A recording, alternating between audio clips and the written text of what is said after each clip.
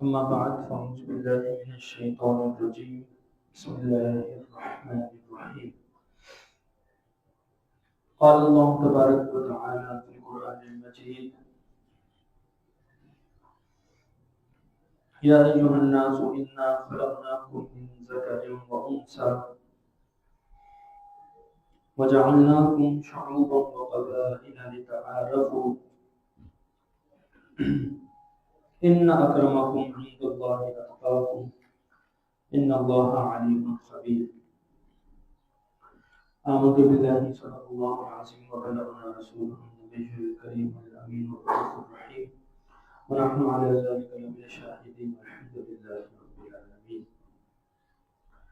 تمام حمد و ثنا تعریف و توصیف اللہ جل مجدہ الکریم کی ذات بابرکات کے لیے ہیں جو خالق کائنات بھی ہے اور مالک شجاعت بھی. اللہ جل وعلا کی حمد و ثنا کے بعد حضور نبی رحمت شفیع امم حضرت محمد مصطفیٰ احمد مصطفیٰ علیہ افضل التحیہ و خیر ثنا کی بارگاہ بسمنہ میں اپنی عقیدتوں محبتوں اور ارادتوں کا خلاف پیش کرنے کے بعد عزیز سامعین موجودہ حاضرین، ویسے تو آج کی جو رات ہے سال کی عظیم ترین راتوں میں سے ایک رات ہے جسے شب معراج کے نام سے موسوم کیا جاتا ہے. تو اسی عنوان سے آج رات ہم نے یہاں ایک مختصر سی محفل کا انعقاد بھی کیا ہے. انشاءاللہ اس موضوع سے متعلق اسی محفل میں بات ہوگی. ہمارا جو تفسیر کا سلسلہ سورۃ الحجرات کا جاری ہے، وہیں سے ہم آج آگے شروعات کرتے ہیں. آیت نمبر 13 میں ارشاد ہوا یا ایھا الناس انا خلقناکم من ذکر و انثی، اے لوگوں ہم نے تمہیں ایک مرد اور ایک عورت سے پیدا کیا ہے، بنایا ہے.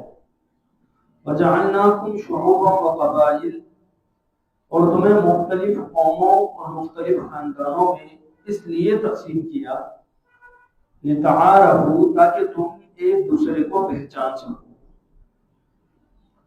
ان اکرمکم عند اللہ اتقاکم، تم میں زیادہ معزز اللہ کی بارگاہ میں وہ ہے جو تم میں سے زیادہ متقی ہے. ان اللہ علیم خبیر، بلا شبہ اللہ کریم جاننے والا اور باخبر ہے. اس آیت میں اور اس صورت میں مجموعی طور پر اگر آپ دیکھیں تو معاشرے میں پائی جانے والی جو خرابیاں ہیں ان کی نہ صرف نشاندہی کی گئی ہے بلکہ ان کا حل بھی پیش کیا گیا. اس سے قبل جو آیات تھی ان میں ایک دوسرے کے بارے میں گمان سے متعلق حکم ربانی ارشاد ہوا کہ کثیر طور پر گمانوں سے بچو، ایک دوسرے کی جاسوسی نہ کرو، غیبت نہ کرو. اس کی تفصیلی بحث جو ہے وہ ہم نے سابقہ جمعہ آپ کے سامنے رکھی تھی. اس کے بعد اس آیت میں اللہ کریم نے اس معاشرے کی اس خرابی کی طرف اشارہ کیا ہے کہ جس میں اکثر لوگ ملوث ہوتے ہیں. اور جس زمانے میں یہ آیت نازل ہوئی نبی کریم علیہ السلام کا زمانہ تھا، تو اس وقت دور جاہلیت کے جو عرب تھے وہ دیگر خرابیوں کے ساتھ، دیگر بیماریوں کے ساتھ ساتھ اس والی بیماری میں بھی مبتلا تھے، بری طرح مبتلا. لہذا وہ اپنے آپ کو سب سے بڑھ کر سمجھتے تھے، سب سے اشرف اور اعلیٰ خیال کرتے تھے، اور جو دیگر قومیں ہوتی تھی انہیں وہ نیچ اور کمتر اور خود سے ادنا درجے پر شمار کرتے تھے. اور اس میں جو قبیلہ قریش تھا اس کی فخر اور مباہلات، ان کی تو شان ہی الگ تھی اس معاملے میں. لہذا اس کی ایک نظیر یہ ہے کہ جب مکہ فتح ہوا تو نبی کریم علیہ السلام تسلیم نے حضرت سیدنا بلال رضی اللہ تعالیٰ عنہ کو حکم ارشاد فرمایا کہ کعبے کی چھت پر چڑھ جاؤ اور اذان دو. چنانچہ حضرت بلال نبی کریم علیہ السلام کے حکم کی تعمیل کرتے ہوئے کعبے کی چھت پہ چڑھے اور اذان دینے لگے۔ تو جب قریش کے سرداروں نے یہ دیکھا، جو مسلمان ہو چکے تھے اس وقت، تو ان پر تو کوہ الم ٹوٹ پڑا، ان کے دلی حزن و ملال کا تو کوئی ٹھکانہ ہی نہ تھا۔ سو باہمی طور پر ایک دوسرے سے گفتگو کرنے لگے۔ چنانچہ عتاب بن اسید بولا کہ اللہ کا شکر ہے میرا باپ یہ روح فرسا منظر دیکھنے سے پہلے مر گیا۔ حارث بن ہشام کہنے لگا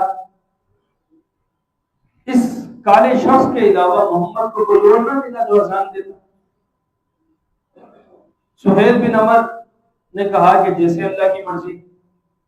ابو سفیان کہنے لگے کہ میں کچھ نہیں کہتا، ورنہ بعید نہیں کہ ہماری اس گفتگو کی خبر بھی اللہ انہیں دے دے، اس لیے کچھ نہیں کہتا۔ سو اس وقت اللہ نے یہ آیت نازل کر اور ان کے اس زوم کو اور اس بت کو جو انہوں نے اپنے گمان پہ قائم کر رکھا تھا اس کو توڑ دیا، پاش پاش کر دیا۔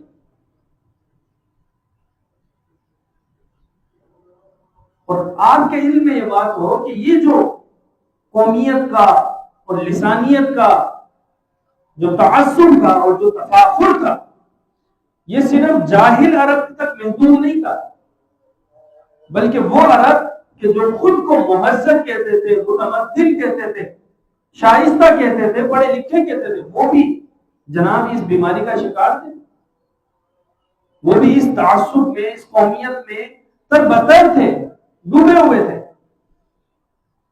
تو کہیں اپنی نسل اور قومیت پر فخر کیا جاتا، تو جناب کہیں اپنے وطن اور اپنی سرزمین کی بڑائی بیان کی جاتی، تو کہیں ایسا تھا کہ زبان کے اوپر بڑا فخر کیا جاتا، جیسے ہم بولتے ہیں کوئی بول ہی نہیں سکتا۔ یہی وجہ ہے کہ اپنے علاوہ ہر ایک کو اجمی کہا کرتے تھے۔ اجمی کا مطلب ہوتا ہے گونگا، یعنی بولنا آتا ہے تو ہمیں آتا ہے، ہمارے علاوہ کسی کو بولنا ہی نہیں آتا۔ تو کہیں رنگ کی بنیاد پر فخر کیا جاتا تھا کہ ہمارا رنگ تو ایسا ہے اور ان کا ایسا ہے۔ تو یہ جو فاسد نظریات تھے جو اس وقت مختلف قوموں کے مابین، اہل عرب کے مابین رائج تھے، اسی وجہ سے ان کو کئی گروہوں میں تقسیم کر دیا۔ ہر قوم اپنی نسلی شرافت اور اپنی خطہ زمین کی عظمت کے باعث اپنا یہ حق سمجھتی تھی کہ چونکہ میں سب سے افضل ہوں اور چونکہ میں سب سے اعلیٰ ہوں، اس لیے میرے سامنے اور مد مقابل جو دوسری قوم ہے اسے جینے کا کوئی حق نہیں ہے۔ ان کے جتنے بھی ذرائع ہیں، وسائل ہیں، ان پر پہلا حق ہمارا ہے، کیونکہ ہم چونکہ بڑے مضبوط ہیں اور بڑے طاقتور ہیں، بڑا فخر ہے ہم اپنی قوم پر۔ سو اس شر انگیز نظریے کے باعث اس وقت پوری دنیا کا جو نقشہ تھا وہ باہمی جنگ و جدال پر مبنی ہوتا تھا، اور شرف انسانی کی جو تہذیب اور تمدن تھی وہ ان قومیت کے علم برداروں اور عصبیت کے علم برداروں کے ہاتھ پاش پاش ہو گئی تھی، تار ہو گئی۔ اور آپ کو پتہ چلے کہ یہ جو گمراہیاں ہیں اور جو تعصب کا بھوت ہے یہ صرف اس زمانے تک محدود نہیں تھا، آج بھی اس کی بہت بڑی مثال آپ کو دیکھنے کو مل سکتی۔ آج بھی دنیا کا آبادی کے لحاظ سے جو دوسرا بڑا ملک ہے ہمارا پڑوسی، اس میں بھی آپ آج جا کے دیکھیں، وہاں بھی جو قومیں بنی ہوئی ہیں، اچھوت، شودر، کشتری، تو یہ ایسی قوم ہے، اچھوت جو ہے جناب سب سے نیچ قوم ہے، وہ ان کے مندروں میں نہیں جا سکتے، ان کے دریاؤں سے پانی نہیں بھر سکتے، ان کے علاقوں میں رہائش اختیار نہیں کر سکتے۔ تو یہ تمیز قومیت کی بنا پر اور عصبیت کی بنا پر وہاں بھی موجود، مغرب بھی اس سے بچ نہیں سکتا۔ آج بھی اگر آپ یورپ میں جائیں، امریکہ میں جائیں، تو بہت سے ایسے ہوٹلز ہیں کہ جن کے باہر تختے پر لکھا ہوا ہوتا ہے کہ یہاں ریڈ انڈینز اور کتے داخل نہیں ہو سکتے۔ ایسی یونیورسٹیز قیام میں آئی کہ جہاں صرف اور صرف سفید فام باشندے پڑھ سکتے ہیں اور آ سکتے ہیں، سیاہ فام باشندوں کا داخلہ ہی بنائے وہاں۔ اور ابھی حال ہی میں آپ نے دیکھا کہ انہی اہل مغرب نے اس تعصب کی بنیاد پر کہ طاقت ہمارے پاس ہے، کسی ایک ملک میں جا گئے اور وہاں کے جو پریزیڈنٹ تھے، صدر تھے، وہاں اٹھا لیا ان کو اپنے پاس اور اس کے سارے وسائل پر قبضہ کر لیا۔ آپ پورا مشرق وسطی دیکھیے، مڈل ایسٹ، بالخصوص عراق کی سرزمین، تو اسے مغرب نے یا امریکہ نے کیوں تباہ و برباد کیا؟ یا ان کو کوئی بہت بڑا خطرہ لاحق تھا؟ نہیں، صرف اور صرف بہانے تھے، اور اصل مقصد وہی جو زمانہ جاہلیت کی عصبیت میں ہوا کرتا تھا کہ چونکہ ہم سب سے بلند ہیں، اعلیٰ ہیں، طاقتور ہیں، اس لیے دنیا کے سارے وسائل پر بھی ہمارا حق ہے۔ دنیا کا سب سے زیادہ ذخیرہ تیل کا اس وقت عراق میں تھا، سو انہوں نے وہاں حملہ کیا اور سب کچھ تخت و تاراج کر دیا اور ان کے وسائل پہ قبضہ کر لیا۔ ہمارے ایک دوست کشمیر میں رہتے ہیں، ہم گئے تو مجھے ویسے یاد آ گئی بات، تو بڑے بڑے درخت ہم نے دیکھے وہاں، حتیٰ کہ کوئی سڑک جا رہی ہوتی ہے تو اس کے برابر میں کھائی ہے، تو درخت اتنا بڑا ہوتا ہے کہ وہ نیچے کھائی سے اگنا شروع ہوتا ہے اور اس سڑک سے بھی اوپر چلا جاتا ہے۔ ہم نے تعجب کیا، ہم نے کہا یار اتنے بڑے بڑے درخت۔ انہوں نے کہا کہ جب یہاں ہمارے بڑے بتاتے ہیں کہ جب یہاں انگریز کا راج تھا تو اس وقت ہوتا یہ تھا کہ جب انگریز کے دور میں ان کے جہاز آتے یہاں سامان لے کر فوجیوں کو اتارتے، خالی جانے سے وہ بہتر یہ سمجھتے کہ کشمیر کے درختوں کو توڑتے، کاٹتے اور لاد کر لے جاتے۔ یوں انہوں نے وسائل کا قبضہ کیا۔ اس وقت یہ بر صغیر جو ہمارا پورا خطہ ہے، بھارت، پاکستان، سری لنکا، افغانستان، ایران، 32.5% اکانومی یہاں پہ تھی پوری دنیا کی، 32.5 پوری دنیا کی جے ڈی پی جو تھی اس کا 32.5 سونے کی چڑیا اس بر صغیر کو کہا جاتا۔ بغرض تجارت آئے، تباہ و برباد کر دیا، سب پہ ڈاکہ ڈال دیا، سب کچھ لے گئے۔ آج یہاں کے ممالک کی حالت آپ کے سامنے، دنیا نے اللہ نے پاکستان کو اور اس خطے میں جتنے ممالک ہیں ان کو ہر نعمت سے نوازا ہے۔ سب سے بڑی نعمت یہاں چاروں موسم موجود ہیں، یہاں معدنی ذخائر ہیں بہت سارے۔ ابھی بھی پاکستان میں جو کھروڑا کا مقام ہے جہاں سے نمک نکلتا ہے، پک سالٹ نکلتا ہے، دنیا کا 60% پک سالٹ وہاں پر موجود ہے۔ ابھی بھی بلوچستان میں ایسے معدنیات کے ذخائر موجود ہیں کہ جہاں اگر کام کیا جائے تو یہ جو ہماری معاشی حالت آج ہمارے سامنے ہے یہ تو کچھ بھی نہیں اس کے سامنے، اور یوں ختم ہو سکتا ہے۔ باہر کے آج ہماری حالت یہ ہے کہ ہم نے اپنوں کے جو لوگ تھے ان کو بس کچھ ڈالا اور غیروں کے غلام بن گئے۔ تو بات یہاں سے چلی کہ یہ عصبیت کا جو بھوت ہے یا بت ہے یہ اس وقت بھی موجود تھا اور آج بھی موجود ہے۔ وطنیت، قوم، رنگ، نسل اور زبان کے بتوں کی پوجا آج بھی اسی زور و شور سے جاری ہے۔ میں یہاں بیٹھ کر انگریزی زبان کی مبالغت نہیں کرتا، لیکن ایک سوال ہے، ہمارے یہاں قومی زبان اردو ہے، لیکن آپ کو کوئی بھی گورنمنٹ نوٹیفکیشن ملے گا یا لیٹر ملے گا انگلش زبان میں ملے گا۔ کیوں؟ اور ہم نے انگلش زبان کو یا انگریزی کو ایک زبان کی حد سے ہٹا کر اس کو آپ کسی بھی شخص کی صلاحیت کا معیار بنا دیا، چاہے نکٹو ہی کیوں نہ ہو، اگر وہ انگلش بولتا ہے تو بڑا قابل. یہ کیا ہے؟ یہ ہم نے غیروں کی تہذیب اپنے یہاں اڈوپٹ کر لی. ہمارا نصاب تعلیم آپ دیکھیں گے تو وہاں آپ کو صرف نصاب تعلیم نہیں پڑھایا جاتا بلکہ پوری تہذیب پڑھائی جاتی ہے. اور بچہ جب چھوٹے سے پڑھتا آتا ہے اس کے سامنے تو انگریزی تہذیب ہے پوری کی پوری.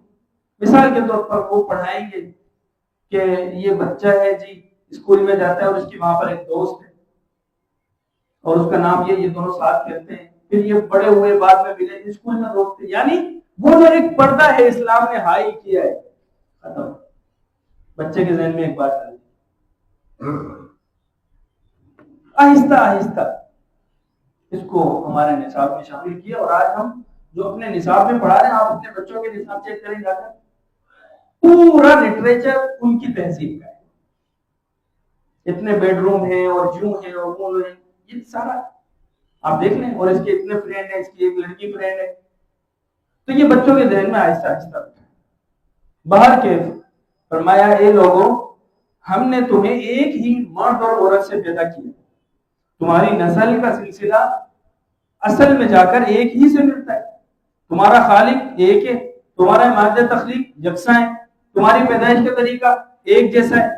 تو اتنی بڑی یکسانیتوں کے باوجود تمہارا ایک دوسرے پر برتری کا دعویٰ سراسر کم فہمی اور نادانی پر مبنی ہے.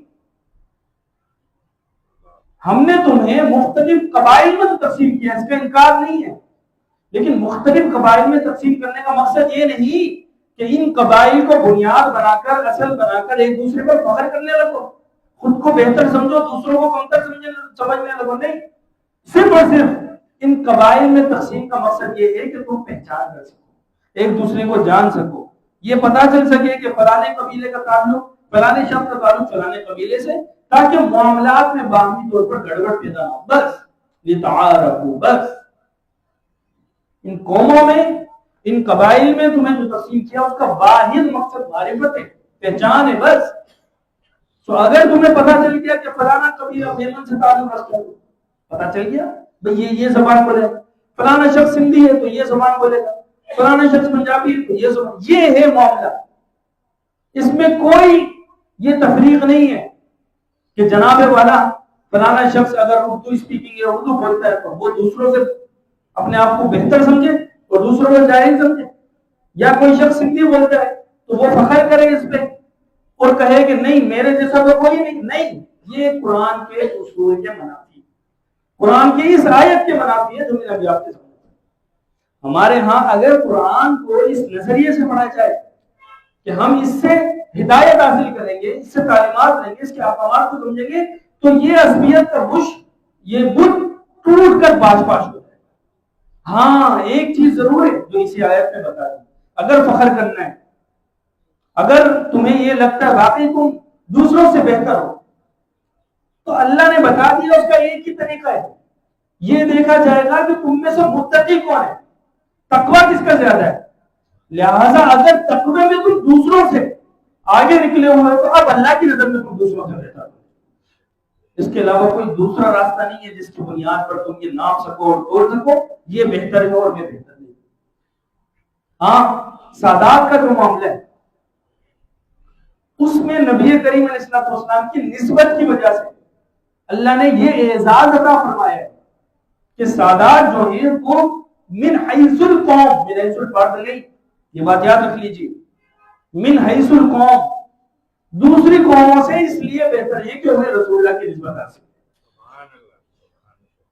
اگر یہ نسبت نہ ہو بلکہ یہ نسبت ہو اور کوئی ایسا فاسق ہو معاذ اللہ ثم معاذ اللہ خود کو سید کہے اور دین کی بنیادی چیزوں کا انکار کر لے تو پھر اب وہ ایک عام مسلمان سے بھی بدتر ہے.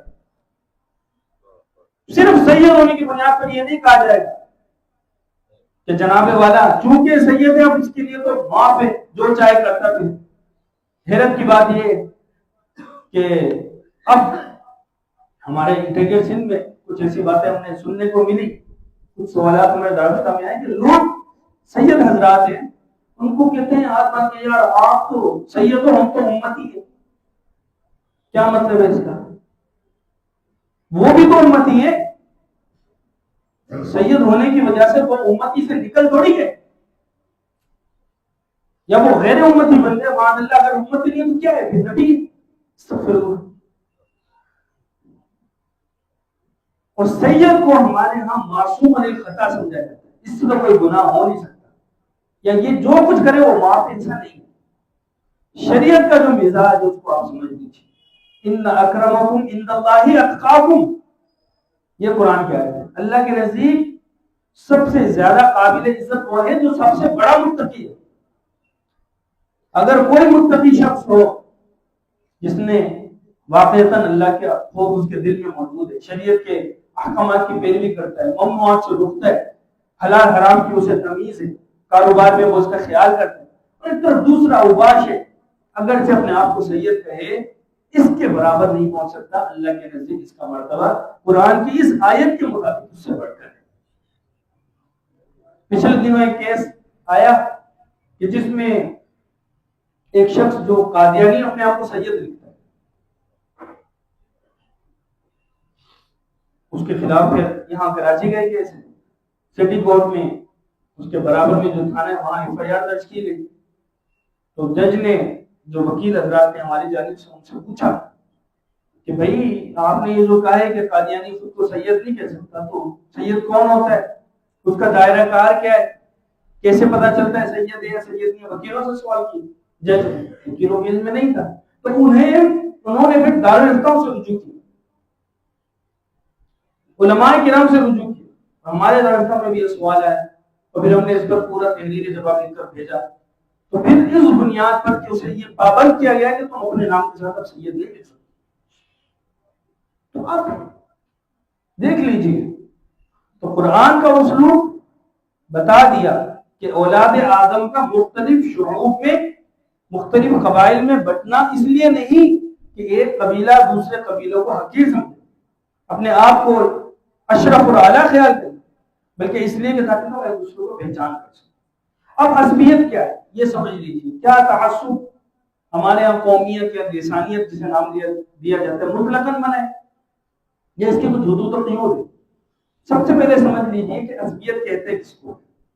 اگر یہ آپ سمجھ لیں گے تو پھر اس کے بعد آپ کو یہ بات بالکل کلیئر ہو جائے گی کہ کون سا تعصب منع ہے اور کون سا منع نہیں ہے۔ نبی کریم علیہ الصلوۃ والسلام کی حدیث ہے، نبی کریم علیہ الصلوۃ والسلام سے ایک شخص نے سوال کیا کہ یا رسول اللہ صلی اللہ علیہ وسلم، کیا اپنی قوم سے محبت کرنا منع ہے؟